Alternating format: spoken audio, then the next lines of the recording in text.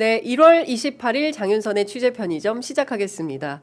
설 명절 연휴 이틀째 취재 편의점 쉬지 않고 애청자 여러분들을 바로 라이브로 만나 뵙고 있습니다.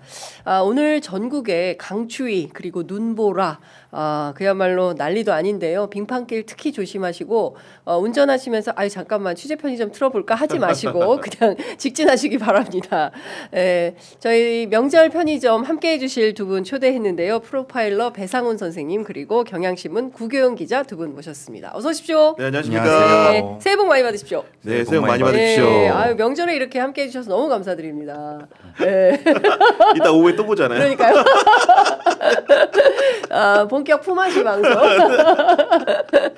서로 도우면서 살아야죠. 개, 향약 둘의 품앗이 네. 전통 문화를 아끼고 사랑해야 됩니다. 서로 도우면서. 저희 편의점 첫 출연이세요. 예전에 제가 오마이 있을 때는 종종 오셨었는데, 진짜 오랜만에 뵙게 됐습니다. 평소에 존경하고 있는.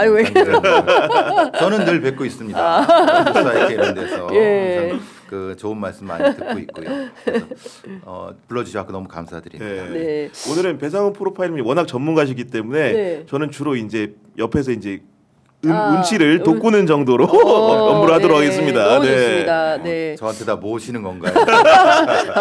몰아주기. 자, 저희들이 오늘 사실은 벌써 이제 구속 기소가 되지 않았습니까? 윤석열 대통령에 대한 이제 구속 기소가 되면서 한편으로는 많은 국민들이 이래도 이제는 한 고비가 좀 넘은 것 같다. 더 이상 2차 비상계엄은 없겠구나라는 안도감과 함께 이후에 이제 수사 재판 과정이 어떻게 될지 그리고 실제로 이분이 늘 갑의 위치에만 있었잖아요. 수사했던 수사 검사가 이제는 영어의 몸이 돼서 구치소에서 생활을 하는데 그분의 심리는 어떨지 특히 이제 프로파일러 배상훈 선생님 모셔서 그 말씀을 좀 듣고 싶었는데 이분이 또 이제 먹는데 좀 진심이잖아요. 근데 메뉴가 이제 계속 소개가 되고 있는데 지위 고하를 막론하고 1,733원짜리 한 끼 식사를 하게 된다. 지금 윤석열 대통령 심리가 좀 어떨까요? 저는 뭐 약간의 해방감?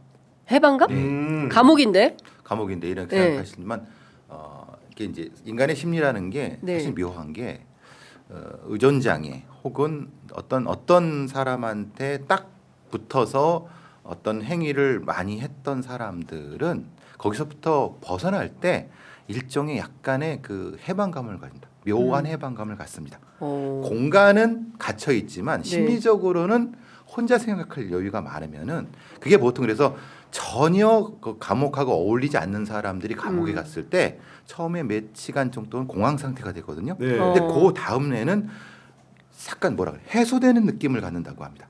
재벌 회장들이나 이런 사람들이 그런 심리적 과정을 딱 겪거든요. 재벌 2세, 3세들이 그런 느낌입니다. 처음에는 막 그냥 심리적으로 막 혼동되는데 그 한 하루 정도 지나면은 묘한 해방감에 막 뭐 하고 싶고 막 그런 느낌을 갖는데요. 그러니까 지금 이 윤석열 뭐라고 불러야 되나요? 피의자가 피고인이 가지고 있는 심리는 해방감과 역시 그리고 자신이 뭐라도 해보고 싶다고 하는 느낌까지도 막 섞여 있는 상태였을 수 있다. 지금 상태는 조금 무엇인가 좀 안정돼 있는 상태에서 무엇인가를 좀 하려고 하는 느낌의 것이라서 많은 분들이 그 뭔가 그 여사님하고의 관계에서 오해하고 계시는 분들이 있는 것 같아요. 그러니까 주도권 문제에 있어서 사실은 주인은 여사님이시고 이분은 이제 행위자시잖아요. 그런 형태에서 심리 구조를 파악하면은 지금의 상태를 충분히 유추할 수가 있죠. 근데 워낙 우리가 이제 명태균 씨에 따른 5세 아이가 권총을 들었어요. 뭐 이렇게 권총을 든 5세 아이에 비교를 했기 때문에 일종의 이제 유아기 때 엄마하고 떨어져 있으면 분리불안해요. 맞습니다. 엄마가 없어지면 불안하고 막 찾게 되고 이런 건 없을까요? 분리불안 때문에 가시기 전에 관저에서 많이 드셨죠. 바로 그게 그 특징입니다. 뭐 샌드위치를 갖고 뭐 드셨다는 거 뭐 불러갖고 했는데. 근데 저도 그게 진짜 이해가 안 갔어요. 그 와중에 지금 체포영장 잠이 안 와가지고 만들었다는 거 아닙니까? 그 언론 보도에 따르면. 근데 이제 본인도 충분히 이제 아는 거죠. 이제 가야 되겠다는 걸 알기 때문에 그런 상태에서는 퇴행적인 게 나타납니다. 먹고 싶어. 거지. 그러니까 사실 분리불안이 오래되면 우리 보통 뭐 합니까? 많이 그 손가락 빨고 애들 그러잖아요. 그렇죠. 네. 그게 사실은 구강기에 그 식욕과 연결되는 부분이기 때문에 그분이 그런 형태. 그러니까 물론 뭐 이렇게 얘기하는 분도 있어요. 검찰총장까지 한 사람, 나이 60 된 사람을 그렇게 표현하냐? 아니, 인간의 심리는 적층적으로 누적되기 때문에 가장 급한 상태가 되면 가장 앞쪽게 나타납니다. 그렇기 때문에 분리불안과 의존장애 형태의 가장 앞쪽 측면이 다 나타나는 이유가 그겁니다. 그러니까 지금 나타나는 게 그런 부분인 거죠. 그렇구나. 동의하세요?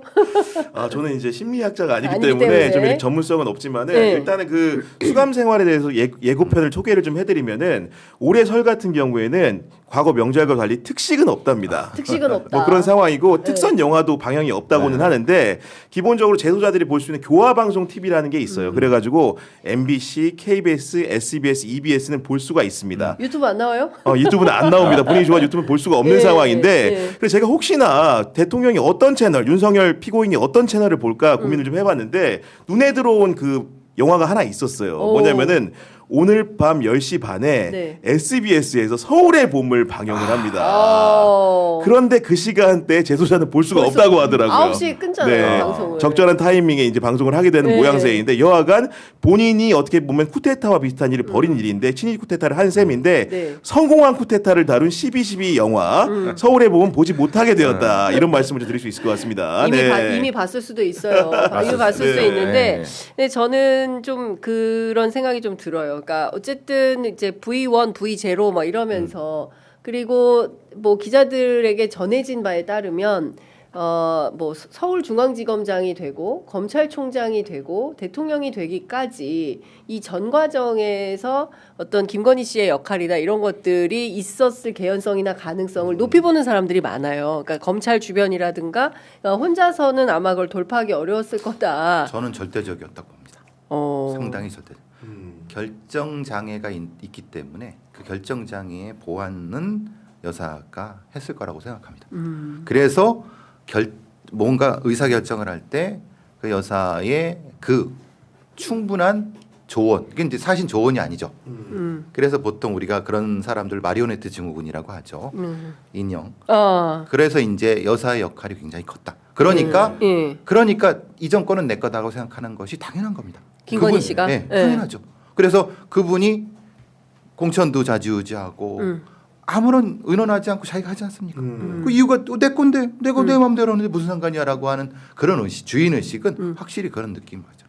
실제로 명태균 씨와 김건희 여사의 대화 내용을 보면은 대선 직전에 출마하는 문제라든가 그렇죠. 여러 가지 후보 과정에서 상의하는 과정들을 보면은 사실상 본인이 대통령과 한 몸인 듯한 모습을 연출하는 것이고 아까 선생님 말씀하신 대로 그 마리오네트 증후군이라는 게 결국 다스린다는 의미 아니겠습니까? 그런 역할을 하는 게 아닌가 의심되는 정황들이 충분히 있어 보인다라고 생각을 합니다. 말하는 게 주어가 자기잖아요. 여사님이 자기가 다 결정한다는 거예요. 그러니까 이제 뭐 남편하고 의논해서 오가 이런 얘기를 전혀 안 하잖아요.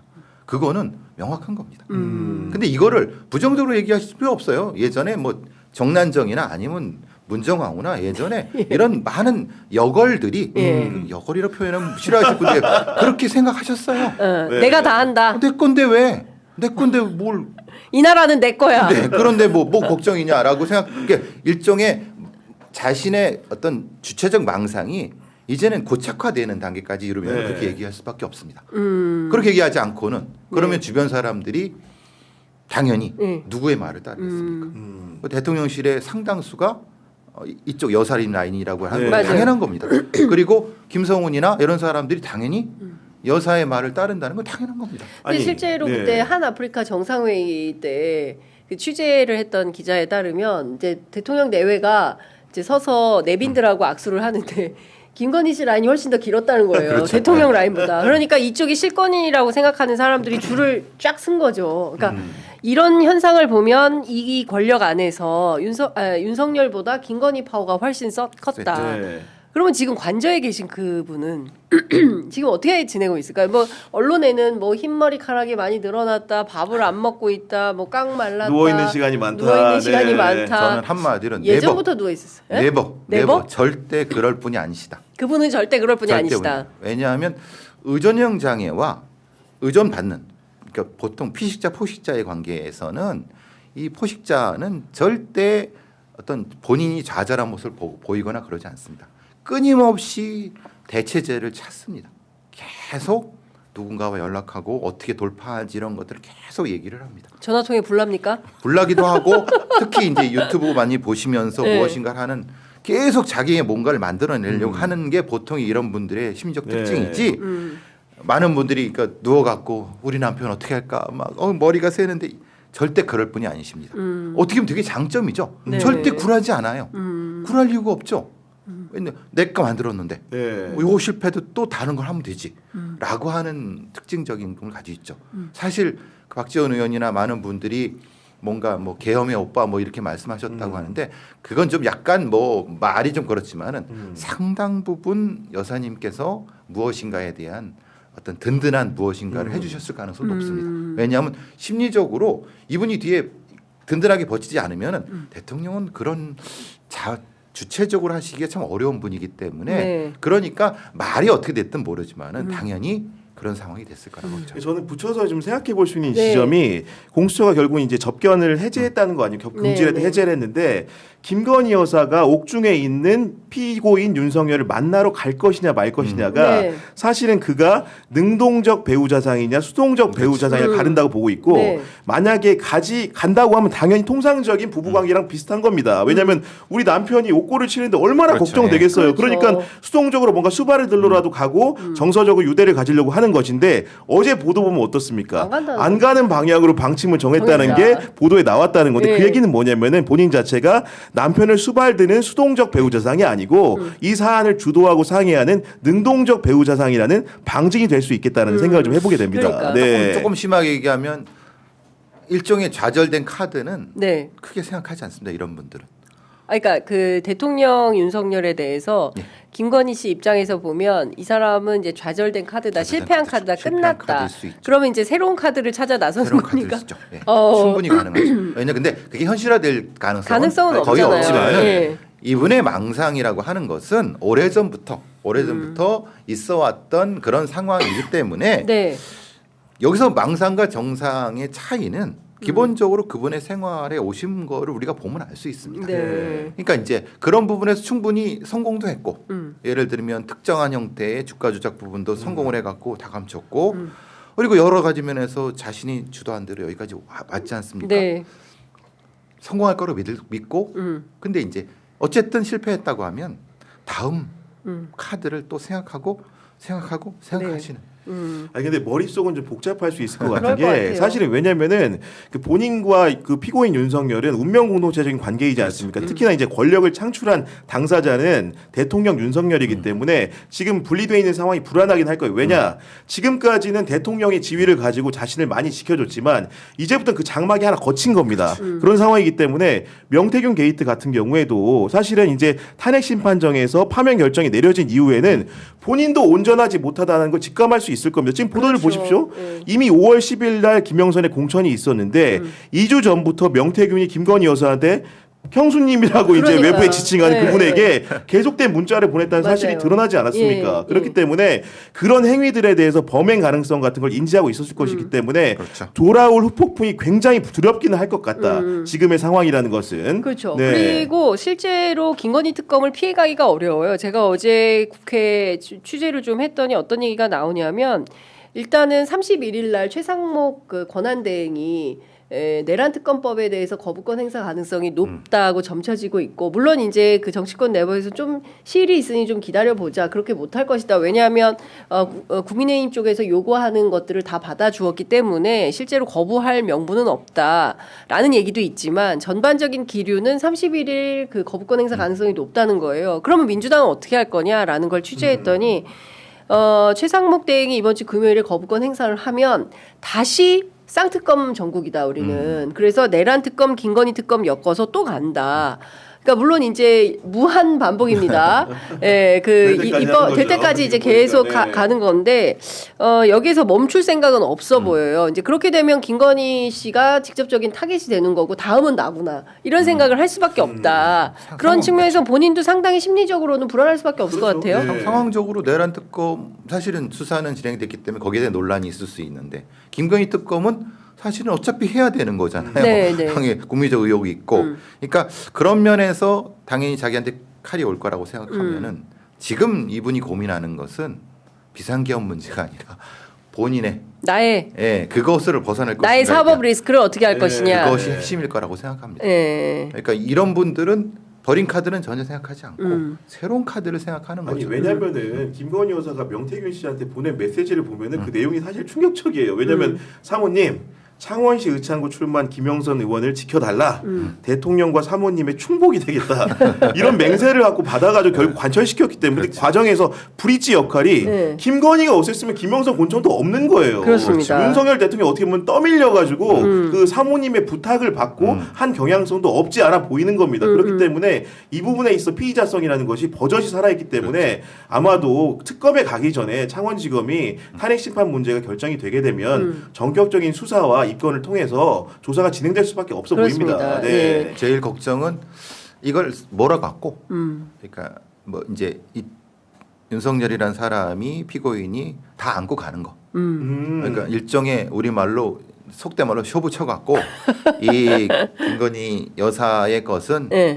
안고 가는 형태로 그렇게 공략하고 있지 않을까 저는 가장 심히 그거라는 거예요. 네. 왜냐하면 어차피 탄핵, 어차피 이 피고인 윤석열의 내란 부분은 유죄가 나올 건 없으면 네. 굳이 부인 거를 건드릴 필요가 뭐가 있느냐라는 형태에서 조용히 덮는 형태의 정치적인 것을 김건희 여사는 생각하지 않을까. 아 그렇게 정치가 가기를. 네, 정치가 가기를. 그래서 예. 그것을 지금 궁리하고 있지 않을까라고 예. 생각하는 거죠. 네. 사실 부부는 그것이 김건희 여사한테 베스트죠.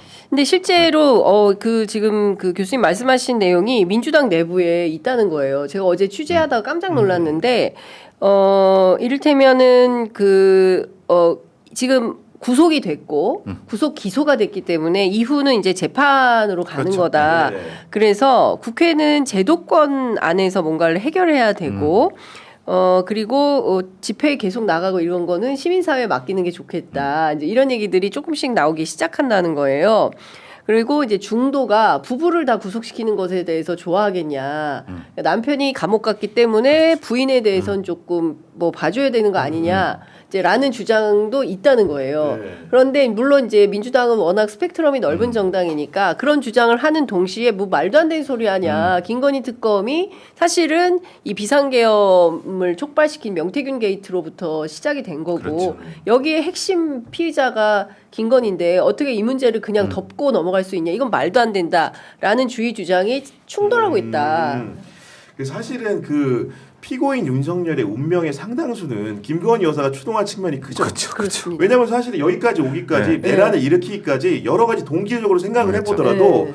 뭐 예를 들면 탄핵 문제라든가 뭐 여러 가지 입법 방해라든가 예산 문제라든가 이런 것들이 부차적으로 느껴질 정도에서 네, 맞아요. 실제로 이 부분이 결국은 김건희 한 사람을 지키기 위해서 내란을 회책한 게 아니었나라는 의심들을 상당 부분 하게 되는 상황이기 때문에 네. 그 원인에 대한 규명이 없이 어떻게 결과값을 얻습니까? 결국 동기를 제공한 사람, 네. 그 동기를 제공한 사람들이 여러 가지 거쳐갔던 의혹들에 대해서 국민들에게 한풀이를 해주지 않는다면은 네. 국민들이 또 수긍하지 않을 것이고 중도층 여론이라는 것도 네. 조선일보도 그렇습니다. 결국 이 근인이라는 게 김건희 여사라는 여러 차례 얘기했고 맞습니다. 네. 내란으로 오기 전까지도 김건희 특검법을 수용하라고 했거든요. 이건 맞습니다. 중도의 문제도 아니고 네. 보수 지지층의 상당수도 우리 대통령을 이렇게 만든 원인이 네. 김건희 여사라는 점에 동의하고 있기 때문에 이 부분에 대해 세수하지 않고 가는 것은 국민적 여론이 용납하지 않을 것이다라는 생각을 좀 해봅니다. 그렇습니다. 네. 그래서 제가 보기엔 여사의 전략은 난장 전략이다. 난장? 왜냐하면 더 하면 난장을 더 피우겠다. 그러니까 적당히 마무리하고 가자. 아. 더 난장을 치를 것도 아, 내가 여기서 그만 네. 난장 칠 테니 네, 이제 그렇죠. 나를 덮어줘라. 요게 난장 전략이라고 하는 것이 중요하다. 왜냐? 사실은 정치라는 것은 네. 서부지법에 가서 난장 피우고 그렇죠. 맞습니다. 막 그 서울구치소 앞에 가가지고 집회하고 막 왜냐하면 북치고. 좀 대선 국면으로 들어가면 이런 것이 더 했을 때 사실은 사회적인 안정 뭐 이런 거 생각할 때 보수 언론도 더 이상 김건희를 잡고 여사님 잡고 문 늘어질 것이냐. 네. 그러니까 오히려 이제 이런 것을 여사님 같은 약간의 정치적인 부분에서의 고수들은 네. 느끼지 않을까라고 해서 걱정이죠. 그러니까 저도 이 국민적 의혹이 다 해소되길 바라는데 네. 분명히 정치적 과정에서는 이런 것이 생길 수 있다. 그러니까 이런 과정이 민주당 내에서 네. 제대로 좀 정리가 됐으면 좋겠지만은 좀 어려운 부분이 있는 것 같다. 그러니까 이런 부분들을 난장 전략을 방지하기 위해서는 일단 한 사람 떼어낼 사람이 있습니다. 네. 그 경호처에는 김성훈 맞아요. 차장. 예. 왜냐 이분 같은 경우에 지금 어떤 의혹을 받고 있냐면은 김건희 여사한테 비화폰을 지급한 주체로 이제 거론되고 있지 않습니까? 그렇습니다. 예. 민주당 윤건영 의원 같은 경우에 삼성 갤럭시 S20 5G 모델 이 비화폰을 왜 지급을 했느냐 네. 이런 의문을 갖고 있는 거고 비화폰이라는 것은 국무위원들이 국무상 비밀상 지득한 비밀을 가리기 위해서 하는 건데 네. 여사가 대통령의 영부인이 왜 가지고 있느냐 이런 부분을 제기하고 있는 거 아니겠습니까? 네. 덧대가지고 말씀드리면은 대통령 관저에 대한 압수수색 우리는 주인이 대통령이라고 생각을 했는데 그분이 이미 구치소에 가 있어요. 근데 영부인이 있는데 압수수색이 안 된다고 하는 겁니다. 그걸 막아서고 있는 사람이 누굽니까? 김성훈 차장이기 때문에 경찰이 구속영장을 재신청한 상황에서 신속한 사법처리를 통해서 네. 분리를 하는 것이 기본적으로 김건희 여사 문제를 온전하게 해결할 수 있는 또 해결책 중에 하나다. 지름길이다 생각을 합니다. 네. 댓글창에 잘라내요. 여사 그만해라. 김건희 씨. 예, 김건희 씨로 해달라. 네. 김건희 비판이 씨의 막. 저희 어머니도 여사라고 그러거든요. 죄송합니다. 네. 김건희 씨에 대한 수족을 빨리 잘라내는 네. 것이 네. 핵심인 게 예. 그러니까 수단을 제공하고 있잖아요. 말씀하신 것처럼. 그러니까 계속 연락을 할 거란 말이에요. 아니 근데 김성훈 차장을 통해서 메신저를 활용하는 거 아니겠습니까? 맞습니다. 이를테면 굳이 김건희 씨가 면회를 가지 않더라도 김성훈 차장을 통해서 뭐 이런 연락이 가능한 거잖아요. 가능한데 그리고 이 사람은 직접 통화하는 걸 굉장히 좋아하시는 분이잖아요. 비화폰 김건희 갖고 씨는. 들어가라.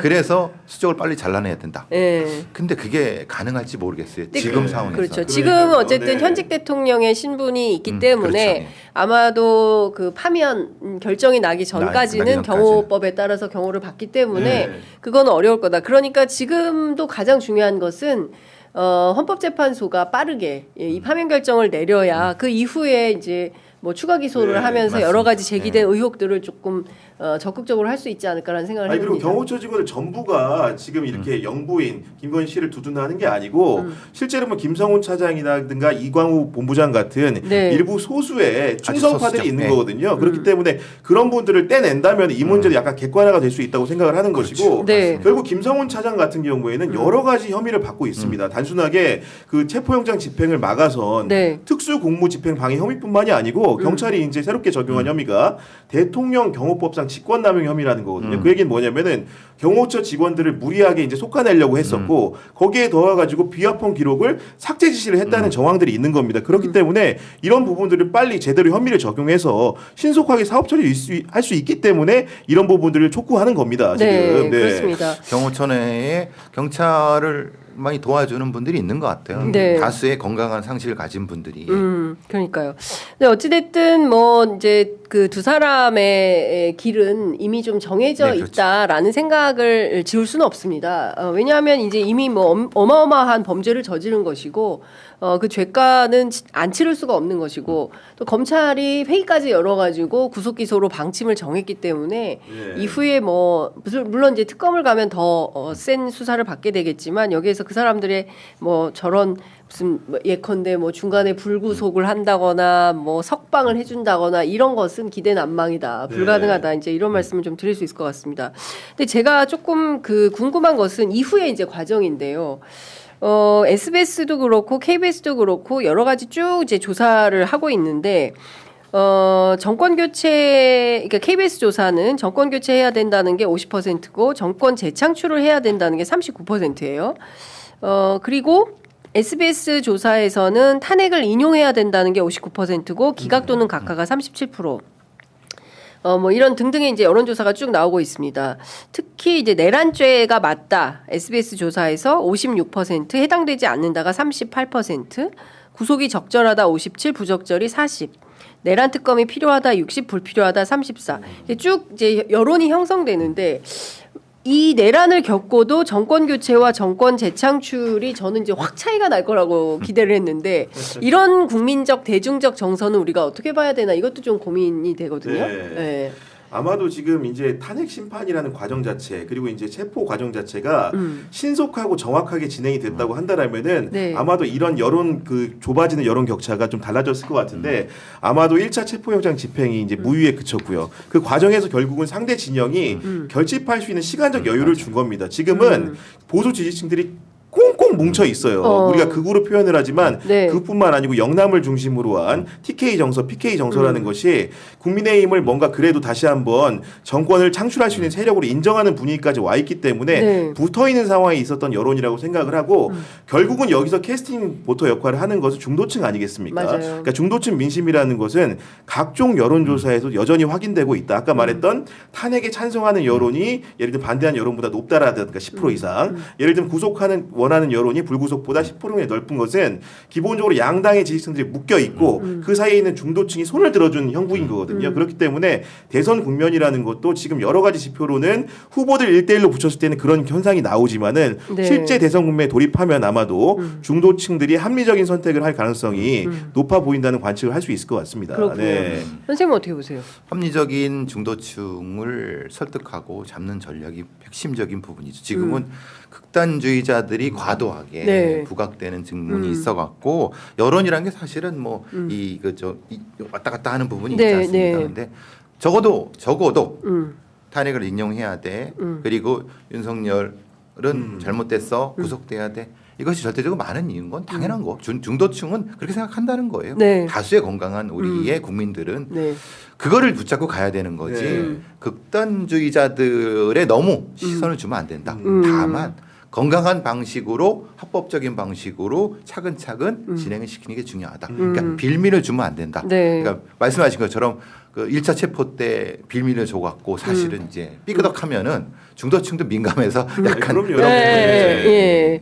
아니 근데 저는 갑자기 그게 궁금해지는데 그 서부지법 폭동 사태 때 이것도 어쩌면 그 김건희 씨의 난장 전략하고 연동된다 이렇게 봐야 될까? 근데 저는 다른 거 다 떠나서 여기에 청년들이 특히 저는 그 투블럭 청년이 2006년생이라는 것에 대해서 깜짝 놀랐거든요. 그러니까 과거에 태극기는 좀 연세가 많으시고 그리고 또 좀 생계 때문에 뭐 얼마 맞고 나오시거나 네. 뭐 이런 분들이 많은 걸로 알려져 있는데 이번에는 전혀 그렇지가 않더라. 그리고 DC 갤러리인가요? 이제 거기 그 평소에 커뮤니티 활동을 하던 갤러들이 있죠. 예, 네. 그런 친구들이 적극적으로 이번 범행에 가담한 것이라면 맞습니다. 이건 이후에도 추가로 폭동이 또 일어날 개연성이나 가능성. 이거 범죄 심리 어떻게 분석하세요? 범죄학자들이 가장 걱정하는 것이 네. 미국에서는 외로운 늑대라고 합니다. 갑작스럽게 아무런 어떤 그 조직적인 것이 없는 상태에서 테러를 하게 돼요. 미국은 총기가 있으니까 테러를 해버리고 유럽에서도 외로운 늑대들이 갑작스럽게 뭐 테러를 하는데 이게 이제 사이버 공간을 만나서 이게 사이버 늑대라는 개념을 쓰는 그냥 독립적으로 조금씩 있다가 특정한 형태로 고무각성된 집단들이 갑자기 세력화되는 네. 그렇다 다시 또 사라져. 흩어지고. 네. 근데 누군가가 무엇인가 좌표를 찍어주죠. 네. 그게 갤러일 경우도 있고 특정한 교회의 누구일 수도 있고 그럼 거기에 사람들이 모이는 것 같으면은 확 모였다가 사라지는 이걸 사이버 늑대라고 합니다. 사이버 늑대들이 이런 형태. 근데 거기에 특히 위험한 것이 네. 불을 지르고 아니면 특정한 폭력을 유도하는 것이 이런 어떤 현상에서 매우 자극이 큽니다. 네. 특히 그런 형태가 20대, 10대들한테 큰 자극을 하거든요. 보통 그걸 이제 저희는 방화광 현상이라고 해요. 방화광. 방화광? 광광. 말하자면 불을 한번 지르면은 그 불의 불꽃이 눈에 들어와서 눈빛이 변한다고 합니다.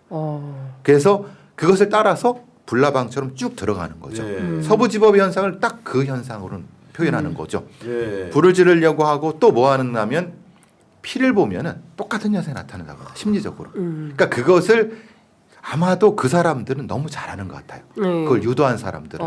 그래서 그것을 지속적으로 좌표를 찍었던 것 같아요. 그러니까 누가 배후? 그러니까 분명히 네. 그것을 계속 한 달 전부터 계속 좌표를 찍은 사람들이 있는 것 같아요. 그 증거는 네. 경찰이 추적하고 있는 맞습니다. 거고. 네. 그러니까 그런 심리적인 어떤 과정을 잘하는 누군가가 있는 것 같아요. 아, 이건 그러니까 이건 음모론이 실제로 아니다. 예, 그 말씀을 이어받아서 말씀드리면은 DC 인사이드 미국 정치 갤러리라는 데가 있다고 합니다. 네, 맞습니다. 거기 보면은 사건 발생 119 폭동이니까 사건 발생 사흘 전 16일 오후 8시 30분쯤에 어떤 글이 올라오냐면은 서부지법의 담벼락 사진과 함께 담이 낮아가지고 내 머리보다 낫다. 이런 식의 이제 찍는 것이고 그 이후에는 후문으로 가서 담 넘고 가면은 쉽다. 경찰 스크럼도 깨버릴 거다라는 글이 올라옵니다. 그 얘기는 뭐냐면은 기본적으로 이 당시에 폭동에 가담한 사람들을 부추기고 뭔가 땔감을 제공한 사람들이 분명히 존재한다는 것이고 그리고 국민의힘 비대위 갤러리라고 또 있다는데 네네. 거기도 보면 18일날 전날이죠. 예. 오후 8시쯤에 공수처 차량, 차종과 번호. 차량 번호까지 이제 찍어주지 않습니까? 그건 예. 뭐냐면은 기본적으로 이 사태라는 것들을 부추기고 모의까지 봐야 될지 모르겠지만 그런 사람들의 심리를 적절하게 이용해서 풀을 태우는 사람들이 분명히 있었다는 거기 때문에 경찰의 수사라는 것은 이 배후 세력을 규명하는데 향후 집중돼야 한다고 보여집니다. 상당히 법적인 지식이 높은 사람이라고 봅니다. 왜냐하면 이게 법적 지식이 높은 왜냐하면 사람이다. 소요죄라든가 집단의 폭동의 법적인 부분에서 약간 구성 요청이 미치지 않게끔 계속 퍼뜨리는 수법을 쓰거든요. 그러니까 정확히 어디로 가세요, 뭘 하세요라고 하지 않고 담이 낮은데 이거 넘어갈 수 있는데라고 툭 던지는 전략은 대단히 이런 어떤 이걸 소유죄 구성 요소로 해야 돼? 애매해요. 그러니까 우리나라의 형법적 구성 요소에는 미치지 못하는데 범죄적으로 심리적으로 모이는 것은 있다는 거예요. 이걸 너무 잘하는 사람인가 사람들이 누군가가 그것을 계획했을 가능성이 높다는 거예요. 이걸 보면은 야 이거 너무 주도 면밀한데 느낌을 너무 저도 충격을 많이 받았어요. 그렇군요. 왜냐하면 이게 직접적으로 갈아가면 자기가 걸려요. 당연히 이건 그렇죠. 교사죄니까. 근데 그게 아니에요. 이 담장 낮은데 나도 넘어갈 수 있을 것 같은데를 계속 보인다고 생각해 보세요. 그럼 거기에 모인 사람들이 야 저기로 가. 누군가 현장에서 7층가. 야 후보에 가면은 담장이 낮대. 그걸로 이동하자. 막 이렇게 한마디만 하면 그 유튜브를 보거나 갤러리를 본 사람들은 연상작용이 되는 거예요. 이게 실제는 여기서 문제가 아니라 미국이나 유럽에서도 폭동에서 아주 유용하게 쓰는 전략들입니다. 우리는 그걸 처벌할 법 체계가 없어요. 그래요?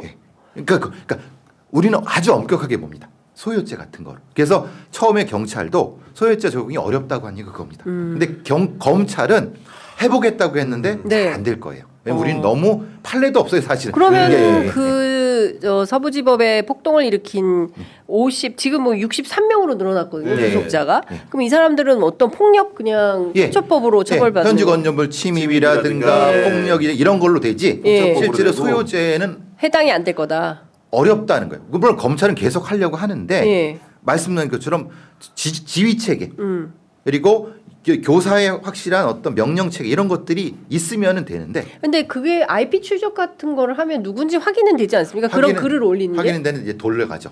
외국으로 돌려서 그 정도로 이제 구성요건 안 되게 할 정도면은 아마도 그런 대비 정도 충분히 했을 것 같고 결국은 우리가 폭도들을 보면 이렇게 생각하지 않습니까? 아이 저 무지몽매한 놈들 저렇게 때려부시고 판사실 찾아가서 못 부수는 거 봐라 이렇게 생각하는데 뒤에 배후에는 영화에서 늘 보던 것처럼 기획자 설계자가 존재하는 게 아닌가라는 생각을 할 수밖에 없는 겁니다. 지금 연료들 사이버 늑대들이 있다는 건 압니다. 그들한테 불씨를 던져주는 누군가가 있었다는 건 맞는 것 같아요. 그게 직접적으로 뭔지는 규명해야 될 부분이라는 거예요. 그러니까 이게 사실은 검찰도 고민을 하는 것은 경찰도 이게 소유죄 애매한데 그러니까 폭동으로 규정하려고 하면 그게 입증이 돼야 되거든요. 네, 사실관계가. 지금 그래서 검찰들이 눈 빠지게 CCTV를 추적하고 계속 추적하는 이유가 그겁니다. 여기 손짓했지? 저쪽 맞지?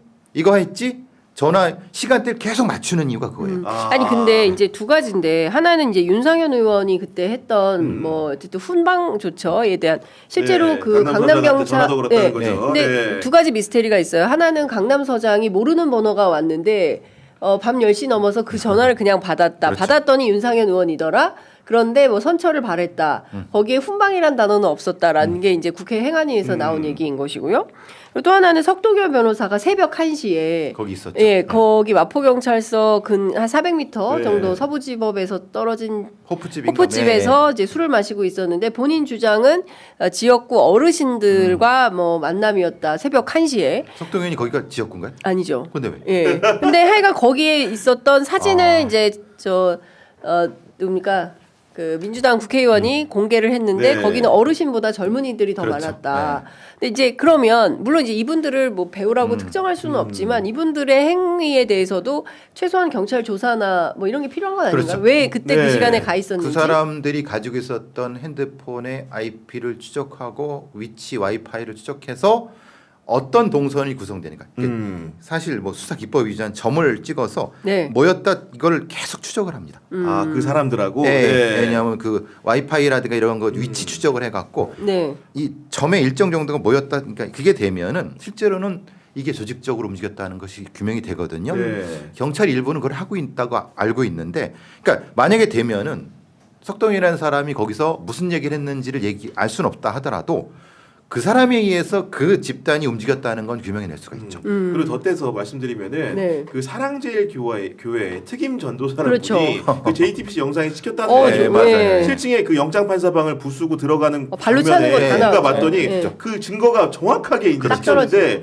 이분 같은 경우 출신 성분이 이렇다 보니까 많은 의혹을 갖고 있는 거 아닙니까? 그리고 그 정광훈 목사 같은 경우에는 트럼프 취임식에 참석했다가 버젓이 또 공항에 유유히 입국해서 네, 기자들 잡아가려면- 불러놓고 기자회견까지 합니다. 잡아가 네. 뭐라는 식으로 하는 겁니다. 쉽게 예, 얘기해서 맞습니다. 그런 상황이기 때문에 네. 경찰도 아마도 독이 오를 대로 좀 올랐을 겁니다. 그렇죠. 경찰 네. 4명이 중상을 입었어요. 9명 다치고 절대 경찰로서는 치욕이고 이거 절대 용납하면 안 돼요. 네. 경찰 지금의 경찰 수뇌부들은 아닐지 몰라도 중간 간부들은 이걸 용납하면 경찰에 대한 폭력을 용납하는 거다. 절대 용납하면 안 된다는 건 여론이 있습니다. 경찰 네. 내부에. 경찰 내부에서. 예. 그래서 이건 그 수사팀도 엄격하게 추적을 할 텐데 문제는 이제 아까 말씀드린 것처럼 거기까지 가려고 하면 뭐 석동현이라든가 이런 사람들의 추적을 다 지금 하고 있거든요. 네. 좀 안타까운 부분이 있습니다. 조금 더 시간이 더 주어지면은 네. 이제 규명이 가능할 텐데, 근데 지금 이걸 명확히 해놔야지 음. 이런 류의 폭동을 유발하려는 자들을 좌절시킬 수 있습니다. 네. 이거를 규명 안 하고 이들 넘어가면은 똑같은 일이 다음에 똑같이 벌어질 수 있어요. 왜냐하면 똑같은 일이 어디서 벌어질 거냐 이미 예고가 돼 있죠. 헌재입니다. 그렇죠, 그러니까요. 맞습니다. 예. 헌재에서도 월담 시도라 체포가 됐는데 네. 결국은 법원에서 영장이 발부됐다고 항의했는데 만약에 헌재에서 파면 결정이 내려져 그렇죠. 있어 무슨 짓을 벌이겠습니까? 그렇죠. 만약에 네. 파면 네. 결정이 임박했다는 일주일 전에 그걸 못하게 하기 위해서 이 짓거리를 똑같이 한다고 하면은 이건 국가의 헌법이 정지되는 거죠. 그렇습니다. 그러니까 이거는 반드시 처벌을 해야 되고 반드시 수사가 돼야 돼요. 근데 지금 보면 그 광화문에 정광훈 씨가 이끄는 집회가 규모가 훨씬 커요. 그러니까 마지막 이제 제가 지난주 토요일에 갔을 때도 네. 태극기 집회가 훨씬 많고 키세스 집회가 한 7천 경찰 추산 7천 명 물론 이제 더 많이 나오셨겠지만 그리고 경찰 추산으로 거기는 3만에서 4만 정도 되는 거예요. 그러니까 그런 걸 보면 끊임없이 모이고 있다. 근데 이게 모르겠어요. 어디서 뭐 물론 이제 자금 출처가 어떻게 되는지 이런 것들도 다 수사나 조사가 필요한데 이렇게 보면 안 되잖아요. 그러니까 다른 거 다 떠나서 저렇게 거리 복판에서 내란을 선전선동하고 있는 정광훈 씨가 마이크를 계속 쥐게 두는 게 과연 옳은 것인가에 대한 합리적 판단이 필요한 건데 네. 그럼 저거 못하게 해야 되는 건데 버젓이 하고 있어요. 근데 그게 종교의 자유라는 근데 민명하에 종교가 아니잖아요. 종교가 아니라 종교 집회라고 보기에는 너무나 심각한 정치 집회 아닙니까? 네. 아니 문제는 뭐냐면은 정광훈 목사를 그 합법적인 활동을 가능케 한 요인 중에 가장 큰 게 국민의힘의 그 극우적인 의원들입니다. 맞아요. 그렇습니다. 윤상현 의원이 네. 90도로 인사하니까 이게 여당의 중진이 90도로 정광훈 목사한테 인사한다? 어떤 시그널을 주겠습니까? 그리고 이제 기본적으로 그런 동기 중에 하나는 그 자유통일당이라는 본인의 정당을 갖고 있지만 실제로 국민의힘하고 또 이중 당적이 많아가지고 네. 선거 때마다 영향을 끼친다는 게 그러니까요. 정설 아니겠습니까? 그렇습니다. 그런 상황들이 있는 것이기 때문에 네. 국민의힘이 사실은 단절을 해줘야지 그 집회가 차단이 될 수 있는 것이고 정부 여당이 그걸 합법화하고 방조하는 이상 정광훈 집회는 계속 될 겁니다. 근데 그나마 이게 청신호인지 아니면 적신호인지 또 다른 적신호인지 모르겠는데 얘기 들어봤더니 정광훈 목사의 보수 집회와 또 여의도의 보수 집회가 따로 열린다 그러더라고요. 주도권 싸움이 좀 있는 맞아요. 상황인 것 같고 예, 예. 일부 이제 유튜버들의 글을 제가 간접적으로 관찰을 해보니 예. 실제로 정광훈 목사의 집회를 비난하면서 여의도 집회를 나오라는 얘기가 있었고 전한길 강사 같은 경우는 여의도 집회 가서 그 증언대회 했다는 거 아니겠습니까? 예, 예, 그렇기 예. 때문에 그런 분화의 움직임도 분명히 예. 존재는 하는 것 같다는 생각이 듭니다. 그 전한길 강사도 좀 요새 그 상당히 비판을 많이 듣고 있는데 유튜브 네. 조회수는 더 올라가고 있다면서요. 거의 뭐 그러니까요. 네. 원래 본인의 유튜브가 40만도 안 네. 되는데 40만이 90만이 됐다고 그러더라고요. 예, 하는데 예. 40만 정도. 그게 그런 어떤 자극적이고 일방적인 선동이 그거를 본인이 대표적인 한국사 강사라는 사람이 야 이거 근데 어떻게 그런 강의를 할까 그러니까 싶어요. 그러니까 저는 다른 거 다 떠나서 그것도 내란을 옹호하고 한국사 강사가 예. 이건 근현대사 아니라는 거 아니에요? 누가 그러던데. 야. 사실 이제 예. 안 들어서 모르겠지만. 그러니까 예, 저 그 사람이 뭐 어떤 강의를 했는지는 모르겠지만 그 자체로 역사 왜곡에 해당하는 건데 그러니까. 어떻게 아니 그 근데 정도껏 해야죠. 요즘 보니까 뭐 부정선거까지 그래 그냥 그런가 보다 했는데 갑자기 이제 윤석열이란 사람의 지지율이 60%까지 네. 오르고 이제 트럼프와 함께 노벨 평화상을 받는다까지 주장이 이러니까 야 아, 여기부터 진짜 이제 이거는 너무 좀 극화되고 있고 말이 안 정상 된다. 범주를 넘어섰구나. 예. 예. 그러니까 이제 일종의 망상이라고 하는 것은 네. 어느 단계에 넘어가면 스스로 취해버립니다. 스스로 취해갖고 네. 자기가 뭔가 된 사람처럼 자기가 하는 말이 다 옳다고 생각하는 일종의 망상적인 상태로 가면은 우리 전환기 선생님이 절대 그럴 뿐이 아니라고 많은 분들이 믿었지만은 인간의 어떤 망상은 어느 기점을 넘어서면은 자기도 통제가 안 됩니다. 수많은 사람들이 자기를 지지하는 호응하잖아요. 네. 호응하면은 네. 자기가 무슨 말인지 모르면서 막 떠듭니다. 그럼 소위 말하는 그 내란 피고인이 네. 저 신적인 존재가 되는 거죠. 아 진짜 이제 말도 안 되는 상황이 이제 계속 벌어지고 있는 건데, 그러니까 이런 겁니다. 그러니까 범죄를 저지르고 그 범죄를 저지른 그 범죄자의 심리가 끊임없이 이제 회피하고 싶을 거 아니겠습니까? 이제 그런데 그거를 도와주는 주변의 세력들이 점점 세력화하면 그 세력을 믿고 더 큰 범죄를 감행해도 되겠구나라는 어떤 자신감이나 이런 걸 얻게 될까봐 저는 그런 차원 그렇죠. 그래서 그런 걸 없애는 차원에서라도 저런 집회가 허용돼서는 안 된다고 생각하는데 뭐 자유민주주의에서 표현의 자유가 있으니까 그렇죠. 저런 네. 표현의 자유는 또 지켜져야 되나라는 생각도 좀 드는데 저는 이게 시골 같은데 돌아다니시면서 그거를 선동하는 분들이 있는 것 같아요. 네? 왜냐하면 그거를 이제 그런 그 집회에 나가자고. 예, 예. 전 직접 들었어요. 저희 제 네. 고향에 가서 이렇게 시장 이렇게 네. 시장에서 이렇게 했는데 큰 네. 소리로 막 그 저기 탄핵이 잘못됐고 막 그거를 선동하시는 분들이 있어요. 네. 장터에서? 예, 아지테이션을 하더라고요.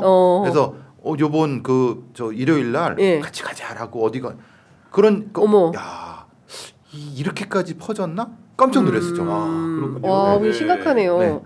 근데 이제 극우가 정상이 되면 큰일 납니다. 사회에 폭동이 만연하면 이거는 살 수가 없는 거예요. 헌법 질서가 안 지켜지는 거기 네. 때문에 그거는 정상적인 국가 운영 시스템이 돌아간다고 볼 수 없는 겁니다. 그러니까 법률이 통해야 되는 거고 결정되면 따라야 되는 거고 민주주의에 승복하는 이런 패턴이 필요한 건데 그게 아니라 지금 윤석열의 심리는 아니야 다 부정하고 거짓말하고 헌법재판소에 출석해서 하는 것도 세상에 계몽령 저는 그냥 그날 진짜 기함하셨죠. 예. 계몽령이라니. 네. 예. 그리고 또 뭐 의원이 아니라 요원이다. 뭐 이렇게 계속 희화화되고 있는데, 그러니까 저는 그런 식의 끊임없는 거짓말을 하는 그 심리는 그러니까 이제 거짓말을 보통 이걸 이제 그 리플리 증후군이라고 하잖아요. 네. 한번 거짓말을 하게 되면 그 거짓말을 합리화시키기 위해서 또 다른 거짓말을 하는데 그 단계를 넘어서면은 자기가 거짓말을 하는 모든 게 다 옳다고 생각합니다. 그 다음에 가치를 부여하잖아요. 정당화시키기 예, 때문에. 자기가 말하는 게 다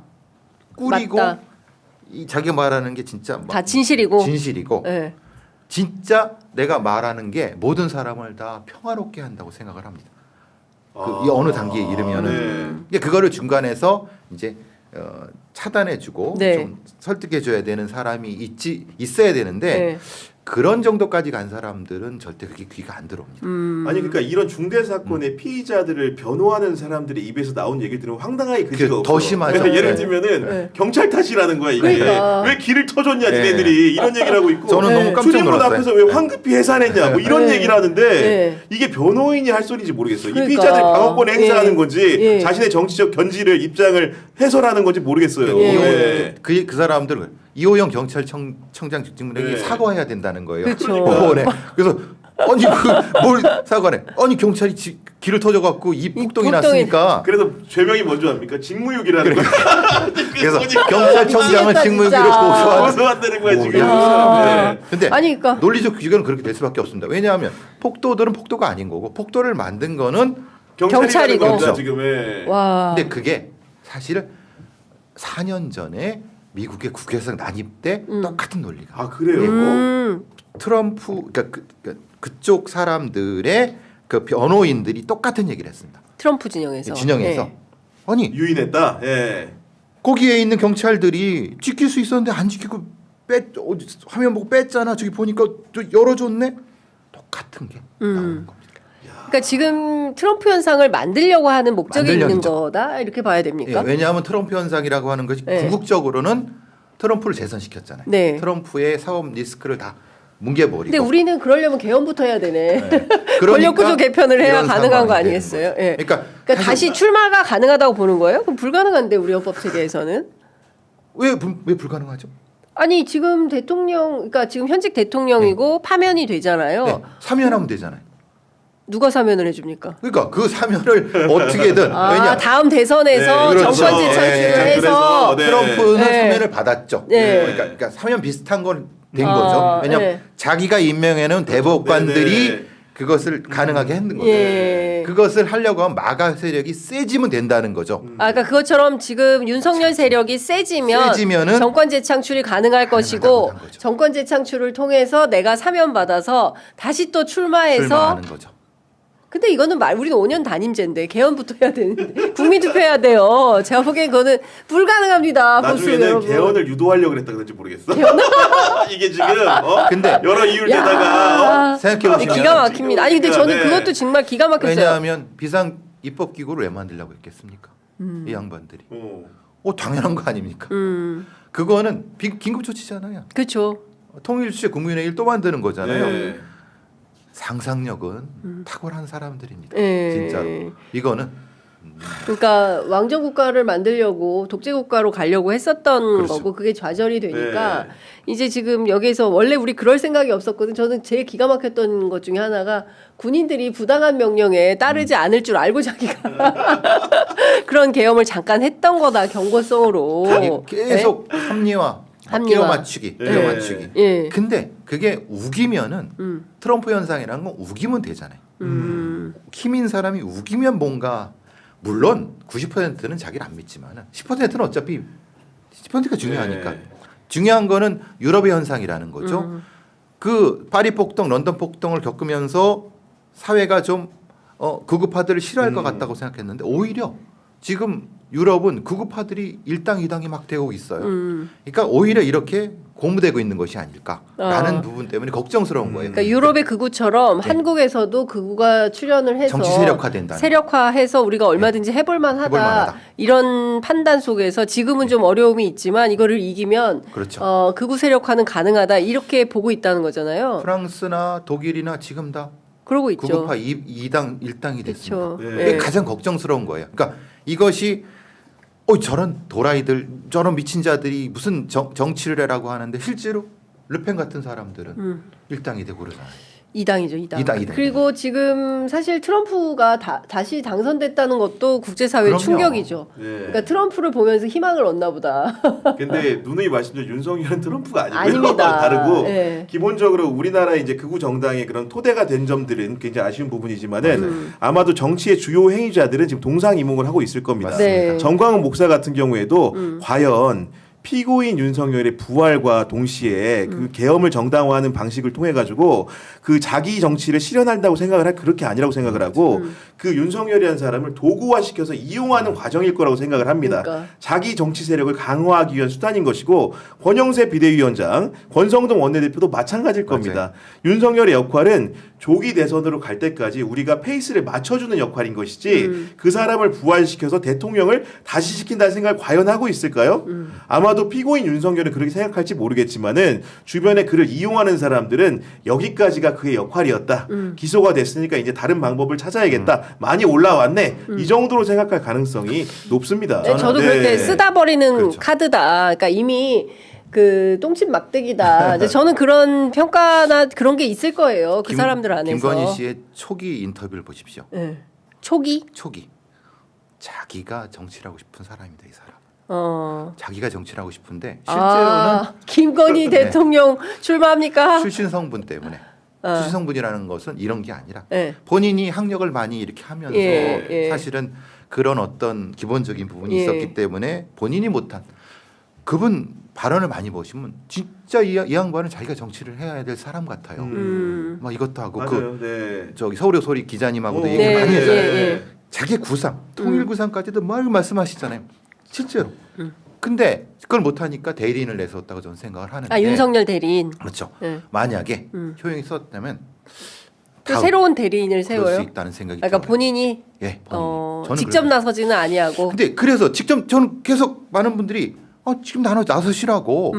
근데 사실 좀 그건 좀 꺼려하시는 것 같아요. 아니 근데 김준일 시사평론가도 그 예언이라고 하면서 김준일? 네. 아마도 김건희 여사가 반드시 본인 정치를 할 것이다. 네, 네. 아까 이제 우리 그 교수님하고 비슷한 논리에서 시작되는 건데 네. 아마도 김건희의 여죄는 네. 그 윤석열이 지고 갈 것이다. 이런 전제하에서 아마도 네. 정치를 시도할 수 있다 이런 얘기를 하더라고요. 네. 아 근데 저는 잘 모르겠어요. 저도 자신이 없네요. 왜냐하면 그동안 대한민국 사회에서는 이제 그런 사람들을 허용하지 않았어요. 불가했습니다. 그렇죠. 그러니까 소위 대한민국의 정치 엘리트들이 끼워주지 않았습니다. 그렇죠. 그런 사람들을. 그런데 윤석열 시대에는 그 시대라는 표현 쓰는 것도 참 그런데 윤석열 정권 하에서 김건희라는 사람이 상당히 그 영향력을 갖춘 이런 사람으로 등장을 한 그렇죠. 거예요. 그러니까. 그런데 저는 우리 사회가 허용하진 않을 거라고 봅니다. 이제 그런 사람이 네. 정치인으로 등장한다고 해서 표를 받을 수도 없고 김건희 특검이나 이제 저는 검찰이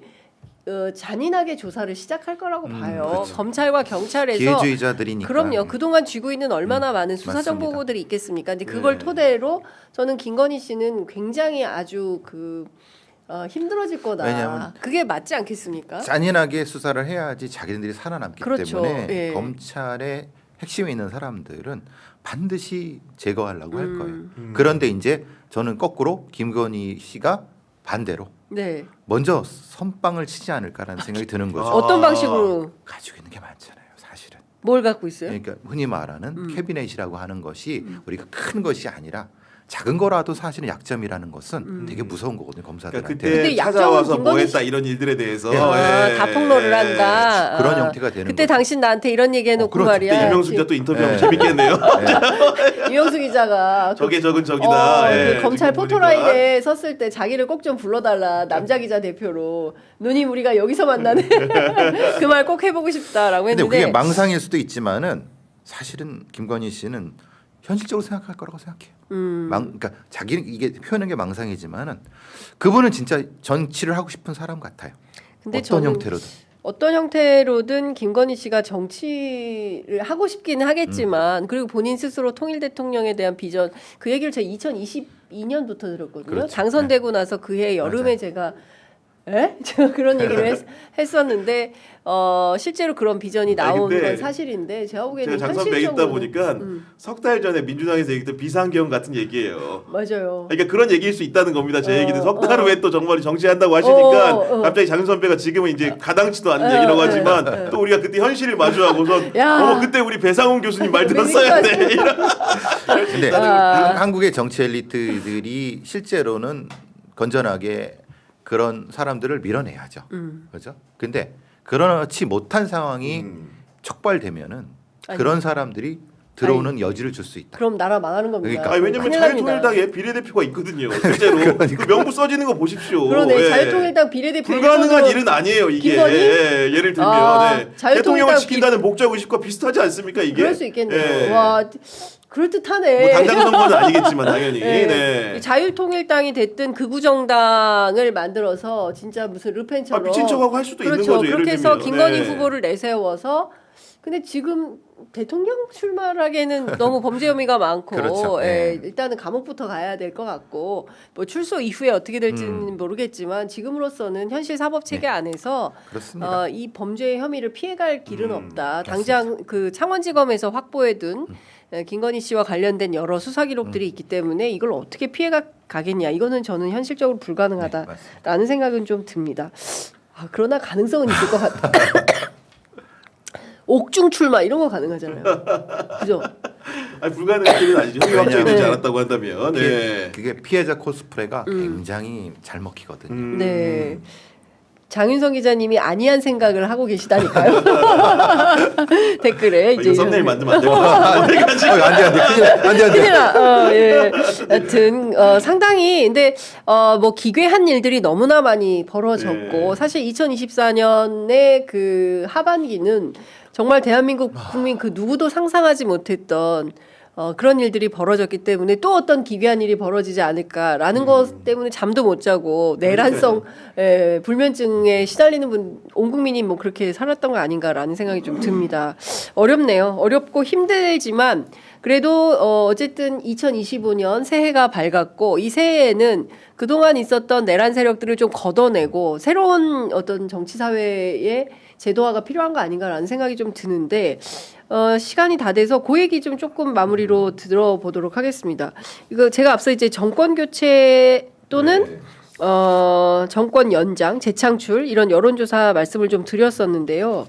많은 국민들이 이제 요새 민생이 너무 어려우니까 좀 어떤 것들을 원하는 것 같으세요? 좀 사회 전반적으로 어떤 나라나 어떤 비전, 어떤 게 가치 이런 게 필요하다고 얘기를 좀 하던가요? 뭐 일단은 뭐 안심할 수 있고 안심하고 지낼 수 있는 나라를 원하는 것 같고 왜냐하면 비상계엄의 불안이라는 것이 불현듯 그 심야에 엄습한 공포이지 않습니까? 그런 부분들을 걱정하지 않고도 살 수 있는 나라를 원하는 것 같고 그 근저에는 또 이제 주간에 먹고 살만해지는 게 제일 중요하지 않겠습니까? 지금 보면은 주변에 뭐 택시 탄다거나 시장에 간다거나 하게 되면은 뭐 심심치 않게 뭐 IMF보다 더 어렵다는 얘기도 하시는 거고 심지어는 그 공휴일을 하나 더 만들어서 월요일에 쉬었는데 그런 휴무에 대해서도 자영업자들 같은 경우에는 하루를 공치는 게 아니라 이런 얘기 하고 있거든요. 그렇기 때문에 주간에는 먹고 살만한 나라, 야간에는 편안하게 잠잘 수 있는 나라를 국민들이 꿈꾸고 있는 게 아닌가 싶습니다. 그렇습니다. 네.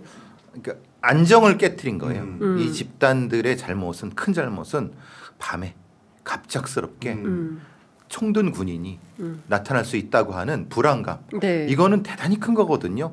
여태까지 그런 적이 어디 있습니까? 해도 새벽에 했고 아침에 했지. 그러니까 국민들을 불안하게 만드는 세력들. 그러니까 이제 안심하게 살 수 있는 그리고 최소한 먹고 살 수 있게 해달라. 두 가지가 사실은 국민들의 가장 작은 소망이지 않을까 싶습니다. 네, 그러니까요. 제가 보기에는 그 지금 이 상황에서는 국민들이 바라는 것은 특별한 것은 없는 것 같습니다. 일상. 그렇죠. 그러니까 일상이 회복되는 거를 제일 먼저 바라시는 것 같고요. 그리고 두 번째는 정치의 정상화인 것 같아요. 그러니까 극우가 준동하거나 극우가 무슨 표준이 되거나 이거는 있을 수 없는 일이고 그걸 용인해서도 안 된다라는 것이고요.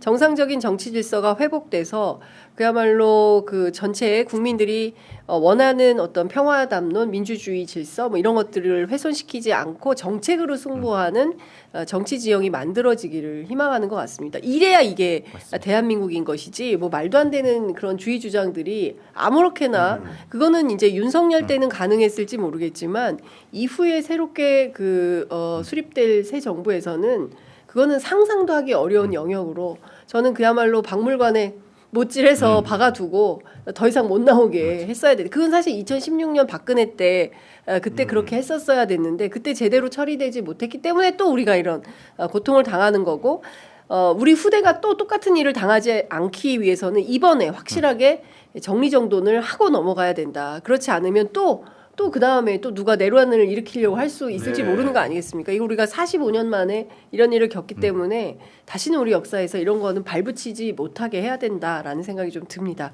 자, 두 분께 끝으로 한 말씀씩 듣고 마무리하겠습니다. 네. 그 설 연휴에 이렇게 그 방송을 보고 계신 분들 많은 것 같은데 그 저희가 잠시나마 방송 활동을 통해서 위로가 될 수 있다면은 내일도 하고 모레도 하겠습니다. 아니 그럼 내일 하시잖아요. 내일 하죠. 저희가 대형마트가 문을 닫았기 때문에 저희 편의점 그 골목 상권을 활성화해야 됩니다. 제가 전통시장이라 여는 그러니까 거예요. 제가 안진걸 소장 찾아가려고 그래요. 너무 힘들어가지고 골목 상권 활성화를 위해서 취재 편의점이 오늘도 이렇게 휴일에 연휴에 쉬지 않고 열심히 방송을 하고 있다라는 말씀을 좀 드립니다. 교수님 끝으로 한 말씀 듣고 마무리하겠습니다. 언제든지 우리 김건희 씨의 심리, 여성 심리를 알고 싶으면 언제든지 불러주십시오. 오늘 제목거리가 많이 나왔어요. 그러니까 왜냐하면 그런 사람들은 제가 전공 아닙니까? 이걸 범죄적으로 접근해야지 정치 접근은 안 되거든요. 범죄자는 범죄자로 그럼요. 접근을 해야 범죄자는 된다. 프로파일러가. 네. 네. 새해 복 많이 받으십시오. 네. 자, 여러분들도 새해 복 많이 받으시고요. 저희 내일도 쉬지 않고 네. 예, 골목 상권을 지키는 차원에서 취재 편의점 문을 엽니다. 내일 아침 9시에도 취재 편의점과 함께 해주시기 바랍니다. 새해 복 많이 받으시고요. 두 분도 새해 복 많이 받으시기 바랍니다. 네. 고맙습니다. 감사합니다. 감사합니다.